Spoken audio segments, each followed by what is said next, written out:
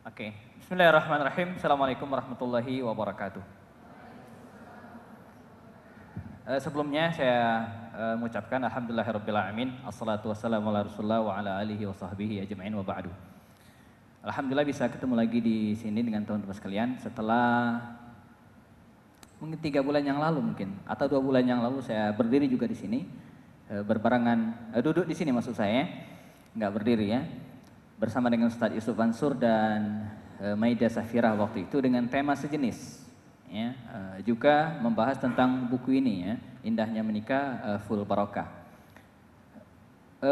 Yang kedua ya, sekedar tambahan supaya tidak deg-degan ya, Ustadz Muhammad Fawzil Azim sudah ada di belakang ya, jadi sudah dari tadi, beliau butuh waktu istirahat sebentar, mengambil nafas begitu ya. Nah ini beliau sudah datang, silakan Ustadz langsung ke depan. Ini Ustadz Fawzil Azim jauh dia dari Jogja, ya. Tiba di bandara tadi jam 6:30 katanya ya, tapi dijemput panitia jam 8 ya. Nah, karena panitianya orang Bogor tidak ngerti Jakarta, sehingga dia tidak mengerti mana jalan motor, mana jalan mobil gitu ya. Waduh mantap.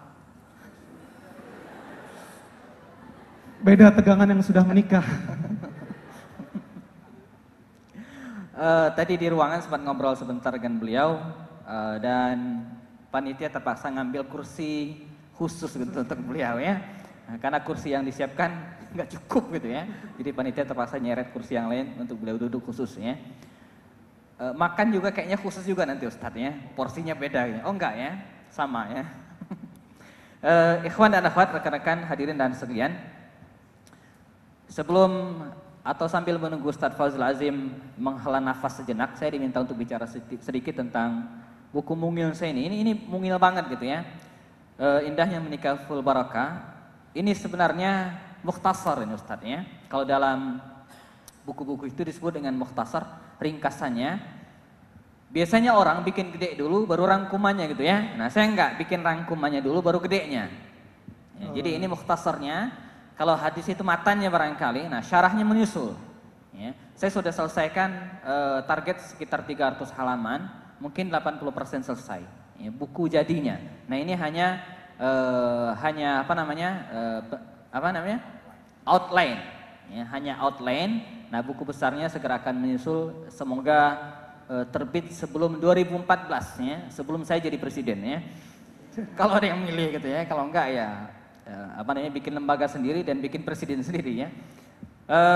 Indahnya Menikah Full Barokah ini sudah cetakan kedua ya, rata-rata setiap kali nyetak 2.000 sampai 3.000 eksemplar dan biasanya yang beli ini tidak satuan, walaupun boleh beli satuan, biasanya belinya sekali beli 300-500 diberikan ya, untuk hadiah tamu undangan. Nah, jadi kalau teman-teman menikah nanti bolehlah ya, tamu itu tidak melulu harus dikasih gantungan kunci gitu ya, atau asbak ya, atau kipas yang paling sering gitu ya. Nah, udah tahu nikahnya nggak di gedung ber-AC, makanya biasanya tamu dikasih kipas biasanya ya. Nah makanya saya mengubah tradisi itu, bagaimana para undangan itu diberikan buku ya. Teman-teman atau pengantinnya bisa menulis namanya di sini. Ya, kalau beli order banyak bisa ordernya dicetak gitu ya. Misalnya kami yang berbahagia Wahyu dan Antini misalnya. Ada nggak Antini nggak di sini namanya? Nggak ada ya? Fulana Ustaz. Siapa? Ya, Fulana. Nah, dengan Fulana bin Fulan misalnya. Nah itu dibagikan bisa menjadi sesuatu yang bermanfaat bagi para tamu ya. Bisa juga untuk kipasan sebenarnya gitu kan? Oh iya. Pengganti kipasan sebenarnya. Dibolongin jadi gantungan kunci juga bisa ya? Bisa juga ya.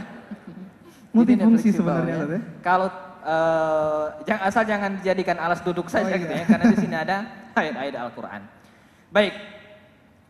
Tadi Mas Wahyu menanyakan tentang sebentar, saya ingin klarifikasi dulu ya. Tadi MC kalau tidak salah bingung ya memanggil saya Bang. Dia kira saya belum menikah gitu ya. Sudah menikah ya. Padahal sudah gitu ya.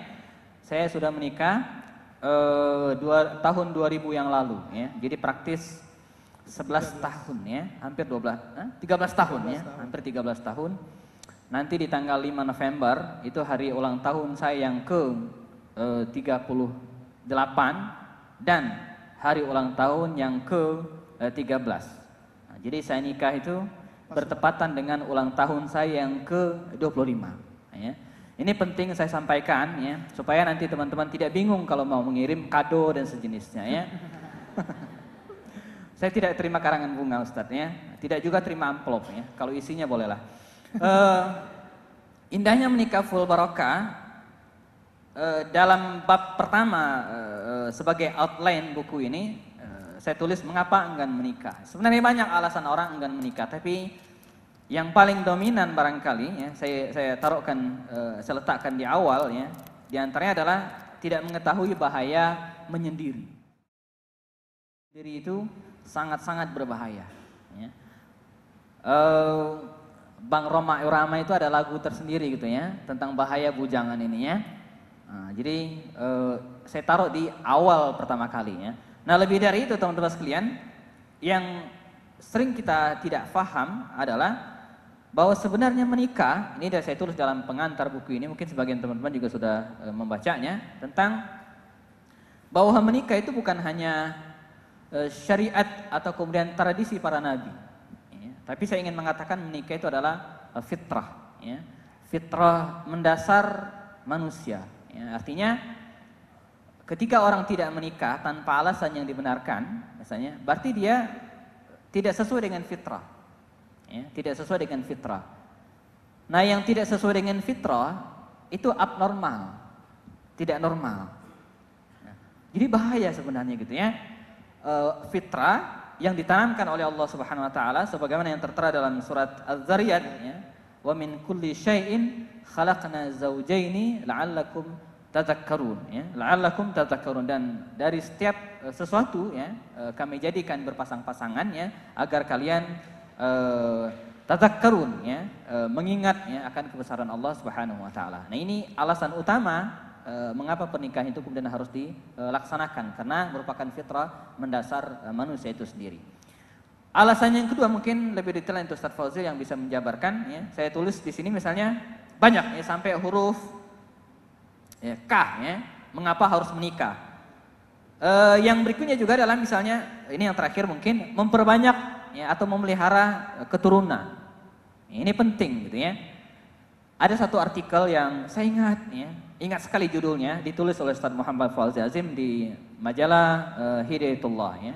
Untuk tambahan, sampai hari ini saya masih terus berlangganan majalah Hidayatullah, Ustaz, satu-satunya majalah ya yang saya berlangganan ya, yang lain tidak lagi ya.